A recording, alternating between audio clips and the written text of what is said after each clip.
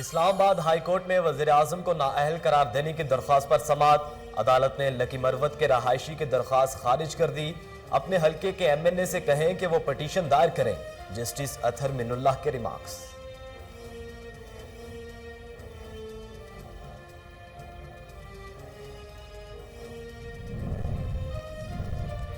اسلام آباد کے احتساب عدالت میں نیو یارک پراپرٹی کیس کی سماعت۔ آصف علی زرداری کی درخواست پر فیصلہ محفوظ۔ سابق صدر کے وکیل نے موقف اپنایا کہ عدالت مستقل ضمانت منظور کرے۔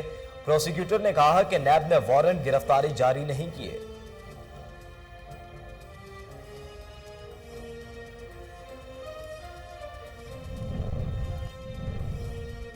مارگلہ ہل نیشنل پارک میں غیر قانونی تعمیرات اور تجاوزات کیس کی سماعت۔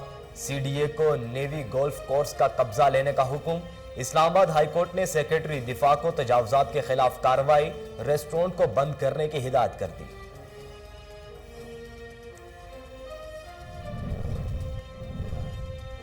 فورن فنڈنگ کیس میں پکڑے جانے والے 8 والیومز کو سامنے لایا جائے۔ پی ٹی آئی کے خفیہ بینک اکاؤنٹس فورن فنڈنگ کی تفصیلات ہیں۔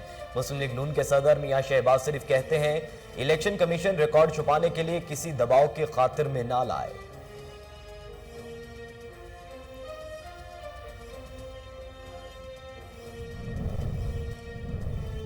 مری میں پیش آنے والے واقعے کی تحقیقات کا آغاز ہو چکا۔ ذمہ دار سزا سے نہیں بچ سکیں گے۔ وزیر اعلیٰ پنجاب عثمان بزدار کہتے ہیں کوتاہی کی ذمہ داروں کے خلاف بلا تفریق کارروائی ہوگی۔ قیمتی جانوں کے ضیاع پر ہر آنکھ اشکبار اور ہر دل دکھی ہے۔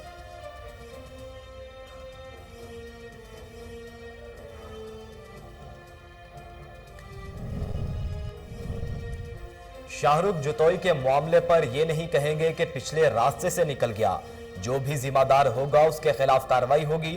وزیر اعلیٰ سندھ مراد علی شاہ کی اسلام آباد میں میڈیا سے گفتگو، کہتے ہیں سانحہ مری پر حکومت کہہ رہی ہے لوگ وہاں کیوں گئے۔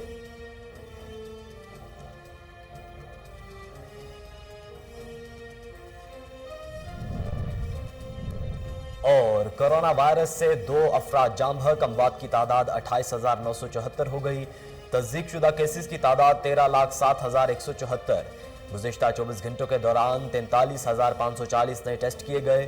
اب تک 12,59,253 مریض صحت یاب ہو چکے ہیں۔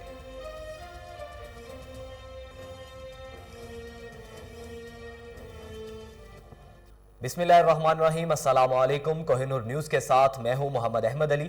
ہیڈ لائنز آپ جان چکے۔ بلیٹن کے آغاز میں آپ کو بتائیں کہ ملک بھر کی طرح الہ آباد میں بھی گیس کی غیر اعلانیہ لوڈ شیڈنگ جاری ہے۔ گھریلو سلنڈر اور لکڑیاں مہنگی، کھانا تیار کرنا مشکل ہو گیا ہے۔ مزید جانتے ہیں ملک محمد اکرم سے۔ جی ملک محمد اکرم، تفصیلات سے آگاہ کیجیے گا۔ بالکل، اس وقت میں الہ آباد میں موجود ہوں، جہاں پر سردیوں میں اضافے کے ساتھ ہی الہ آباد شہر اور انواعی علاقوں میں گیس نایاب ہو چکی ہے۔ دن اور رات کے وقت اکثر اوقات میں گیس لوڈ شیڈنگ کی جاتی ہے، جس کی وجہ سے شہریوں کے 2 وقت کا کھانا پکانا بھی مشکل ہو گیا ہے۔ شہری کہتے ہیں کہ گیس کی غیر اعلانیہ لوڈ شیڈنگ کی وجہ سے صبح بچوں کو اسکول بھیجنا بھی دشوار ہو گیا ہے، کیونکہ ناشتہ ٹائم پر ملے گا تو بچے ٹائم سے اسکول جائیں گے۔ دوسری جانب شہریوں کا یہ بھی کہنا ہے کہ گھریلو سلنڈر اور ایل پی گیس بہت مہنگی داموں میں مل رہی ہے، اور اس کے ساتھ ساتھ ہم بات کرتے ہیں لکڑیوں کی، تو وہ بھی 800 سے لے کر 1000 روپے من فروخت ہو رہی ہے۔ شہریوں نے اعلیٰ حکام سے گیس کی غیر اعلانیہ لوڈ شیڈنگ کو ختم کرنے کا مطالبہ کیا۔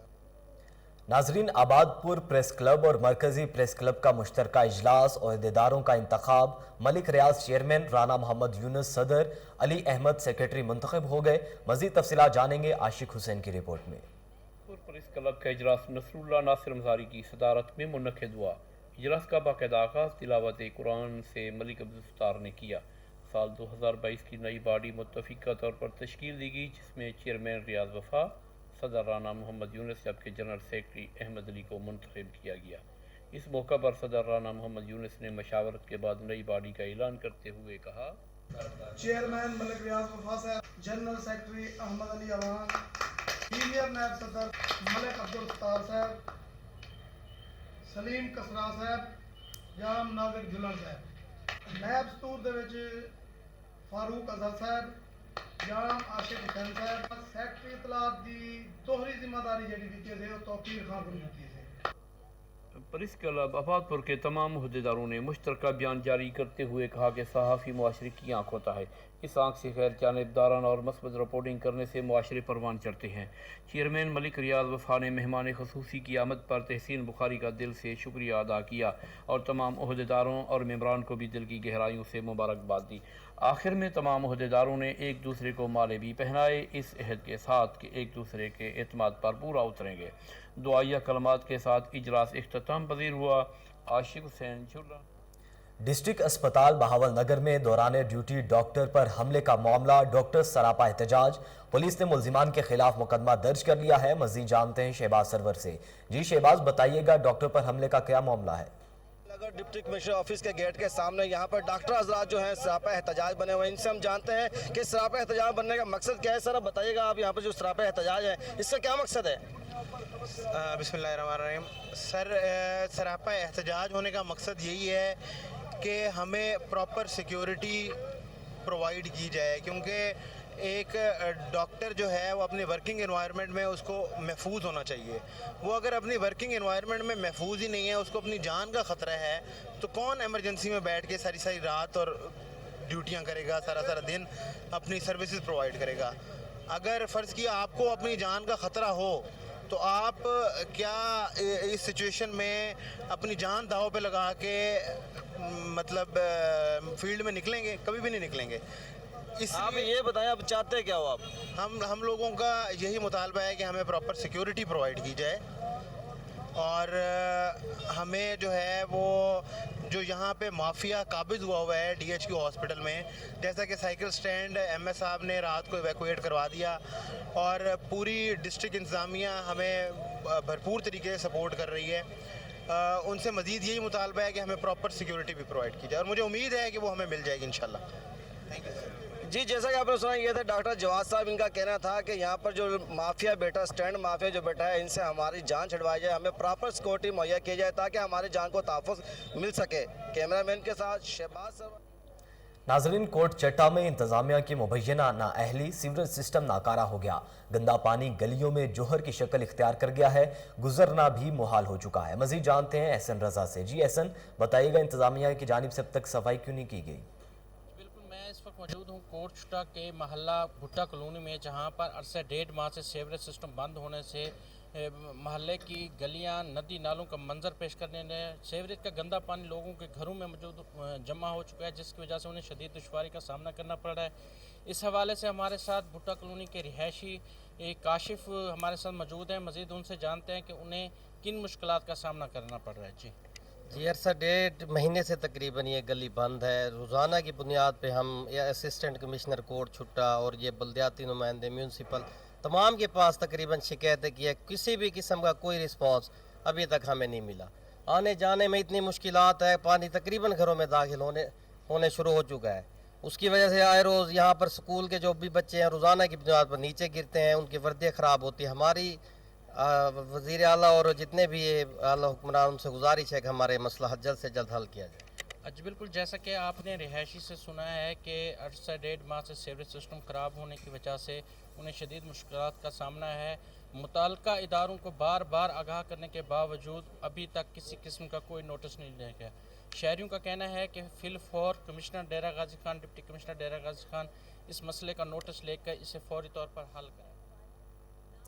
थाना सिविल लाइंस पुलिस बहावलपुर की कार्रवाई, मनशियात फरोश गिरफ्तार कर लिया गया। मुलजिम से 220 ग्राम हेरोइन बरामद करके मुकदमा दर्ज कर लिया गया। मजीद जानते हैं उसामा काशिफ की रिपोर्ट में।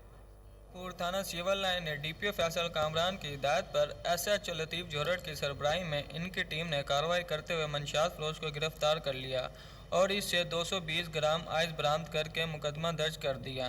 मनशियात फरोश की शिनाख्त ज़ाहिर से हुई। DPO फैसल कामरान ने थाना सिविल लाइन की कार्रवाई को सराहा और शाबाश दी और कहा, ऐसे लोग मुल्क के लिए नासूर हैं, इन्हें किसी किस्म की रियायत नहीं बरती जाएगी। कैमरामैन टीम के साथ उसामा काशिफ।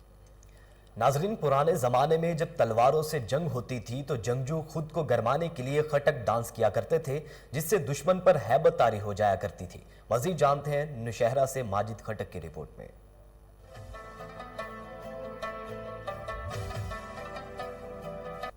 अवामी मकबूलियत का हामिल रक्स خٹک ڈانس نہ صرف دوسرے پختون ثقافتی رقص سے زیادہ شہرت پا گیا بلکہ سرکاری سرپرستی حاصل ہونے کے ساتھ انگریزوں نے بھی اہمیت دی۔ خٹک ڈانس کی تاریخ بہت پرانی ہے۔ خٹک ایک جنگجو قبیلہ تھا۔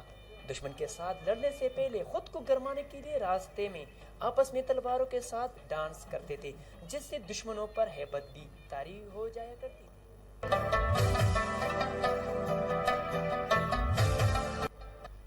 خٹک ڈانس میں 12 سٹیپس ہوتے ہیں۔ اس میں حصہ لینے والوں کی تعداد 40 ہوتی ہے۔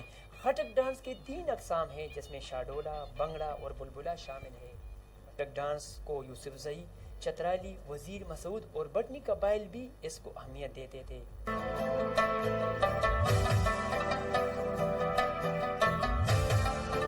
خٹک ڈانس خٹک قبیلے کی سب سے مشہور پہچان ہے۔ کسی بھی بڑے تہوار اور غیر ملکی سفارتکاروں کی آمد کے موقع پر خٹک ڈانس لازمی پیش کیا جاتا ہے۔ تلواروں کے ساتھ پرجوش انداز میں کیا جانے والا یہ ڈانس دیکھنے والوں میں ولولے بھی بھر دیتا ہے۔ نیوز بلیٹن سے فی الوقت اتنا ہی۔ مزید باخبر رہنے کے لیے دیکھتے رہیے کوہ نور نیوز۔